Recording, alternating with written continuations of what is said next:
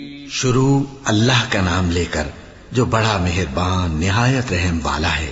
الف لام میم، یہ کتاب یعنی قرآن مجید، اس میں کچھ شک نہیں کہ اللہ کا کلام ہے، پرہیزگاروں کے لیے رہنما ہے، جو غیب پر ایمان لاتے اور آداب کے ساتھ نماز پڑھتے اور جو کچھ ہم نے ان کو عطا فرمایا ہے اس میں سے خرچ کرتے ہیں، اور جو کتاب اے پیغمبر تم پر نازل ہوئی اور جو کتابیں تم سے پہلے پیغمبروں پر نازل ہوئیں سب پر ایمان لاتے اور آخرت کا یقین رکھتے ہیں۔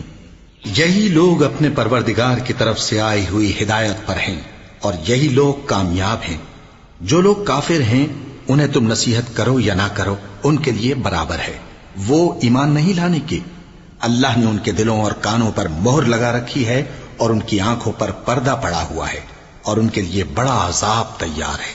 اور بعض لوگ ایسے ہیں جو کہتے ہیں کہ ہم اللہ پر اور روز آخر پر ایمان رکھتے ہیں، حالانکہ وہ ایمان نہیں رکھتے۔ یہ اپنے خیال میں اللہ کو اور مومنوں کو دھوکہ دیتے ہیں، مگر حقیقت میں اپنے سوا کسی کو دھوکہ نہیں دیتے اور اس سے بے خبر ہیں۔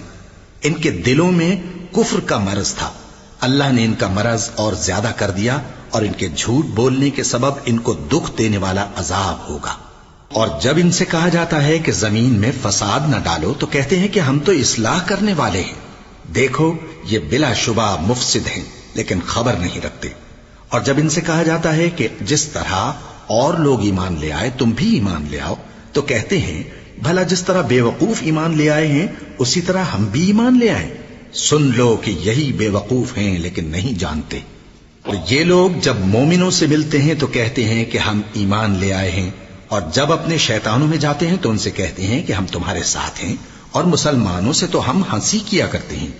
ان منافقوں سے اللہ ہنسی کرتا ہے اور انہیں مہلت دیا جاتا ہے کہ شرارت و سرکشی میں پڑے بہک رہے ہیں۔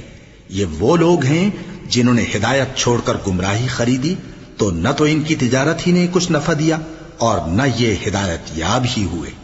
ان کی مثال اس شخص کی سی ہے جس نے شب تاریک میں آگ جلائی، جب آگ نے اس کے ارد گرد کی چیزیں روشن کی تو اللہ نے ان لوگوں کی روشنی زائل کر دی اور ان کو اندھیروں میں چھوڑ دیا کہ کچھ نہیں دیکھتے۔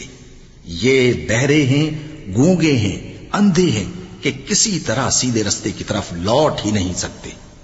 یا ان کی مثال میں کسی ہے کہ آسمان سے برس رہا ہو اور اس میں اندھیرے پر اندھیرا چھا رہا ہو اور بادل گرج رہا ہو اور بجلی کوند رہی ہو تو یہ کڑک سے ڈر کر موت کے خوف سے کانوں میں انگلیاں دے لے۔ اور اللہ کافروں کو ہر طرف سے گھیرے ہوئے ہے، قریب ہے کہ بجلی کی چمک ان کی آنکھوں کی بصارت کو اچک لے جائے۔ جب بجلی چمکتی اور ان پر روشنی ڈالتی ہے تو اس میں چل پڑتے ہیں، اور جب اندھیرا ہو جاتا ہے تو کھڑے کے کھڑے رہ جاتی ہیں۔ اور اگر اللہ چاہتا تو ان کے کانوں کی سنوائی اور آنکھوں کی بینائی دونوں کو زائل کر دیتا۔ بلا شبہ اللہ ہر چیز پر قادر ہے۔